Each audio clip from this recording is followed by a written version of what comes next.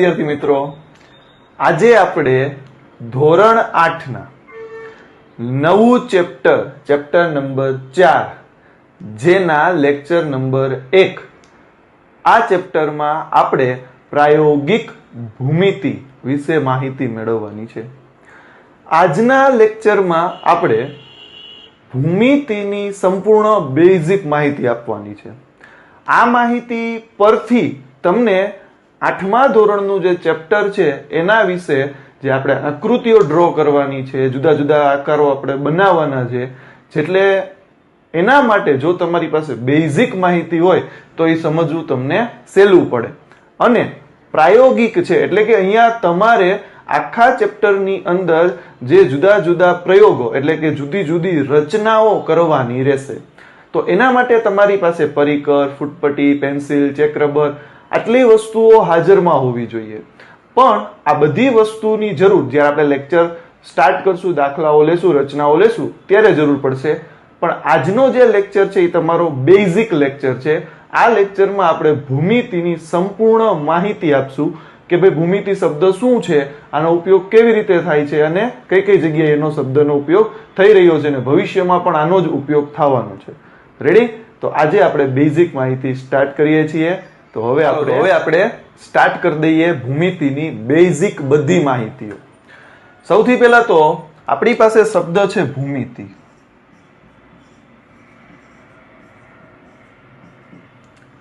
આ ભૂમિતિ જે શબ્દ છે એ હકીકતમાં જેને આપણે ઇંગ્લિશમાં જીઓમેટ્રી એવું કહીએ છીએ। ભૂમિતિને ઇંગ્લિશમાં આપણે કહીએ છીએ જીઓમેટ્રી। આ જીઓમેટ્રી છે એ ઇંગ્લિશ શબ્દ છે। આની જે ઉત્પત્તિ થઈ છે એ ગ્રીક શબ્દ જીઓમેટ્રોન પરથી થઈ છે। કયો શબ્દ છે? જીઓમેટ્રોન। જેમાં જીઓ નો મતલબ થાય ભૂમિ અને મેટ્રોન એનો મતલબ થાય માપન। જીઓ એટલે ભૂમિ, મેટ્રોન એટલે માપન, અને ઈ જીઓમેટ્રોન પરથી આપણો શબ્દ બનેલો છે જીઓમેટ્રી એટલે કે ભૂમિતિ।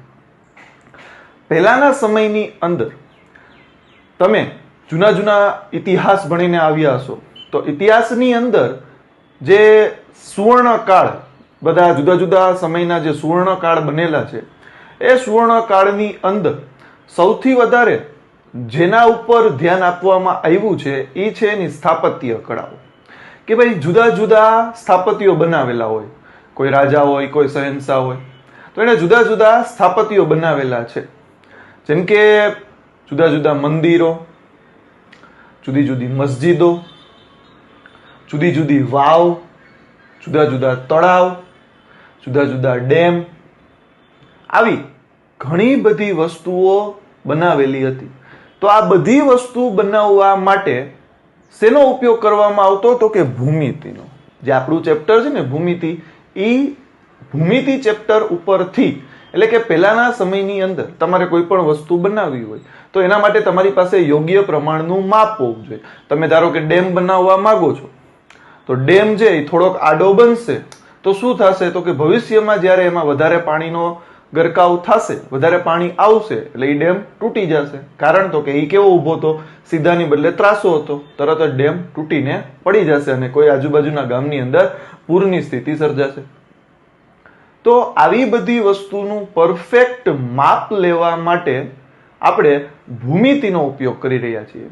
આજના સમયમાં તમે જુઓ, જુદા જુદા બિલ્ડિંગો જુઓ, મોટા મોટા બિલ્ડિંગો જુઓ, ટાવર જુઓ, દીવાદાંડી જુઓ, આ બધી વસ્તુ ભૂમિતિના નિયમ ઉપર જ બનતી હોય। કેટલું માપ લેવું, કેવી રીતે માપ રાખવું, કેટલો વળાંક રાખવો, કેટલું સીધું રાખવું, આ બધી વસ્તુની ખબર ભૂમિતિ ચેપ્ટર ઉપરથી પડે। એટલે કે જૂના જમાનાથી સ્ટાર્ટ કરીને આજના જમાનામાં કે ભાઈ ફ્યુચરમાં ગમે ત્યારે ભૂમિતિ વગર બધું અશક્ય છે। એટલે આપણે આ લેક્ચરની અંદર બેઝિક માહિતી લઈ રહ્યા છીએ કે ભાઈ આટલી વસ્તુ જો તમને ખબર હોય તો ભૂમિતિનો ઉપયોગ તમે પણ ભવિષ્યમાં સારી રીતે કરી શકશો। આજના ટોપિકની અંદર આપણે આ લેક્ચરમાં 6 વસ્તુ વિશે ભણવાનું છે જે એના બેઝિક કન્સેપ્ટ કહેવાય, ભૂમિતિના બેઝિક કન્સેપ્ટ કહેવાય। જેમાં સૌથી પહેલા તમે જુઓ તો કે બિંદુ। બિંદુ છે પેલા તો એને ભૂમિતિની અંદર એની કોઈ વ્યાખ્યા નથી, એને અવ્યાખ્યાયિત કહેવાય, કારણ કે એની કોઈ વ્યાખ્યા ન બને. બિંદુ એટલે શું? તો કે આવું ટપકું, આને આપણે બિંદુ કહીએ છીએ. જુદી જુદી જગ્યાએ તમે જુદા જુદા બિંદુઓ મૂકતા હોય, અને બિંદુના એક્ઝામ્પલ જોવા હોય તો આપણે જોઈ શકીએ કે ભાઈ આપણું જે પરિકર છે ને એનો પોઈન્ટ જુઓ, તીક્ષ્ણ પોઈન્ટ, બિંદુ કહેવાય. પોઈન્ટ છે એનો બિંદુ કહેવાય. તમારી બોલપેન જુઓ તો એનો પોઈન્ટ બિંદુ કહેવાય. તો આને આપણે બિંદુ વડે દર્શાવીએ છીએ. જે એના પોઈન્ટ હોય, જે તીક્ષ્ણ ભાગ હોય એને કહેવાય બિંદુ. એની કોઈ વ્યાખ્યા હોતી નથી. બિંદુ એટલે આપણે એને સામાન્ય રીતે કહી શકીએ એક ટપકું. બરાબર? તો સૌથી મહત્વનો મુદ્દો છે બિંદુ. ભલે આપણને લાગે કે ભાઈ બિંદુ એટલે એક ટપકું છે, પણ બિંદુ વગર કોઈ વસ્તુ બને નહીં. શરૂઆત, કોઈ પણ વસ્તુની શરૂઆત એક બિંદુથી થશે. બરાબર? મોટો સાગર ભરવો હોય તો પાણીનું એક ટીપું, એક બિંદુ પડે, એવી રીતે બિંદુઓ ભેગા થાય અને મોટો સરોવર અથવા તો સાગર અથવા તો દરિયો બનતો હોય. બરાબર? એટલે બિંદુ છે એનો પાયો છે, અહીંયાથી જ ભૂમિતિ સ્ટાર્ટ થાય. બરાબર? પછી આવે છે રેખા. આ છે એ રેખાની નિશાની છે. બરાબર? જે તમને અહીંયા પણ દેખાઈ રહી છે, આ રેખા છે. હવે આ રેખાની બે બાજુ તમે જુઓ, આપણે એરા મૂકેલા છે. રેખા પણ અવ્યાખ્યાયિત છે. રેખાની પણ તમે કોઈ વ્યાખ્યા ન આપી શકો.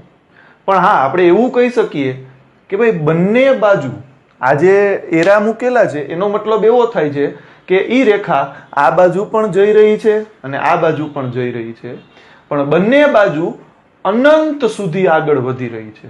ક્યાં સુધી? તો કે અનંત અંતર સુધી આગળ વધી રહી છે. એટલે એને દર્શાવવા માટે, અનંત અંતર દર્શાવવા માટે આપણે બે બાજુ આવા એરા કરીએ છીએ. તો આપણે એને સાદી ભાષામાં લખવું હોય તો એવું લખી શકીએ કે ભાઈ બંને બાજુ અનંત સુધી ફેલાયેલી લાઈન અને રેખા આપણે કહેવાય છે. બંને બાજુ અનંત સુધી ફેલાયેલી હોય તો એને શું કહેવાય? રેખા. રેખા આ સાઈડ પણ હોઈ શકે, ત્રાસી પણ હોઈ શકે, ઊભી પણ હોઈ શકે, આડી પણ હોઈ શકે, બધી બાજુ હોઈ શકે. બરાબર? પછીનો આપણો મુદ્દો છે રેખાખંડ. આ મેં અહીંયા આકૃતિ દોરી છે, અહીંયા આપણે આકૃતિ બતાવેલી છે. રેખાખંડ એટલે કે જેમાં બે બિંદુ, ધારો કે આપણે એને નામ આપી દઈએ એને બી, એને બી. ધારો કે આપણે એને નામ આપી દીધા એને બી. હવે આ બે બિંદુ પાસે સ્ટોપ થઈ ગયું. જે રેખા હતી ને, રેખાખંડ શું છે? તો કે રેખાનો જ એક ભાગ છે. રેખાખંડને શું કહેવાય? રેખાનો એક ભાગ, એક કટકું. કેવી રીતે? તો કે આ જે રેખા છે એ આગળ વધી રહી હતી, એમાં વચમાંથી આપણે એક એનો ભાગ લઈ અને અહીંયા મૂકી દીધું. પણ રેખાખંડની ખાસિયત શું છે? તો કે હવે એ પોઈન્ટ થઈ ગયા, એટલે કે હવે અહીંયાથી આ બાજુ આગળ નહીં જાય, અહીંયાથી આ બાજુ પણ આગળ નહીં જાય, અહીંયા સ્ટોપ થઈ ગયું. માટે એને કહેવાય રેખાખંડ. એટલે કે રેખાખંડની વ્યાખ્યા આપી હોય તો બે અંત્ય બિંદુઓની વચ્ચે આવતા બિંદુઓના ગણને રેખાખંડ કહેવાય. બે અંત્ય બિંદુ એટલે કે છેલ્લા બિંદુ, આ બે છેલ્લા બિંદુ, એની વચ્ચે જેટલા નાના નાના નાના બિંદુઓ આવેલા હોય એ બધા ભેગા થઈને શું બનાવે? એક રેખાખંડ. પણ ખાસ શબ્દ શું? તો કે એમાં અંત્ય બિંદુઓ હોય, એ આગળ વધશે નહીં. બરાબર? પછી છે છેદતી રેખાઓ. એકબીજા સાથે છેદે એટલે કે એકબીજાને સ્પર્શે. એટલે કે ધારો કે એક રેખા છે એ આ બાજુ જઈ રહી છે અને કોઈ બીજી રેખા આ રીતે એને સ્પર્શે છે, એટલે કે આ બિંદુ પાસે સ્પર્શે છે, જેને કહેવાય છેદે છે. બરાબર? આપણી આ આકૃતિ જો, એમાં પણ તમે જો એક રેખા સીધી જાય છે, એક રેખા ક્રોસ આવે છે અને વચમાં બિંદુ O પાસે છેદે છે. અહીંયા આપણે બિંદુનું રાખી દઈએ, બિંદુ O, કે બિંદુ O પાસે આ રેખા છેદે છે. તો આ બેને છેદતી રેખા કહેવાય. તમને એમ થાય કે બે જ રેખા છેદી શકે? ના, એક બિંદુમાંથી તમારે જેટલી રેખા પસાર કરાવી હોય ને એટલી કરે, બધી એકબીજાને છેદતી રેખાઓ કહેવાય. બરાબર છે? પછી છે સમાંતર રેખા. હવે સમાંતર એટલે કે ધારો કે એક રેખા આ બાજુ જઈ રહી છે, આ એક રેખા આ બાજુ જાય છે અને બીજી રેખા નીચે એની સાથે સાથે ચાલી રહી છે, એ જ દિશામાં ચાલી રહી છે, બીજી રેખા પણ એની સાથે એ જ દિશામાં ચાલી રહી છે, તો તમે જુઓ કે ભાઈ આ બે રેખા વચ્ચેનું જે અંતર છે એ કેવું રહે છે? સમાન, સરખું. સમાન અંતર એટલે સમાંતર. એને આપણે સ્પીડમાં બોલીએ અથવા તો એની સંધિને ભેગી કરીએ, સમાન વત્તા અંતર, તો એને કહેવાય સમાંતર. તો આપણો જે પોઈન્ટ છે સમાંતર, એનો મતલબ શું થાય? સમાન અંતરવાળી રેખાઓ, જેને કહેવાય સમાંતર રેખાઓ. તો આવી સમાંતર રેખાઓ આપણે દોરી શકીએ. હવે આના ઉદાહરણ આપણે આપી શકીએ. આપણા રેલવેના પાટા જુઓ, એકબીજા સાથે સમાંતર ચાલે છે. પછી તો કે આપણું એન્વોલપ એટલે કે આપણું કવર, આ કવર જુઓ, કવરની ઉપર નીચેની ધાર જુઓ, એકબીજા સાથે સમાંતર છે. આડી ધાર જુઓ, એકબીજા સાથે સમાંતર છે. પછી ઘણા બધા આકારો હોય, આપણો મોબાઈલ જુઓ, એની ધાર બધી કેવી છે? સમાંતર છે. તો આવા ઘણા બધા ઉદાહરણો આપણે આપી શકીએ સમાંતર માટે. ઓકે. અને પછીનો આપણો પોઈન્ટ છે કિરણ.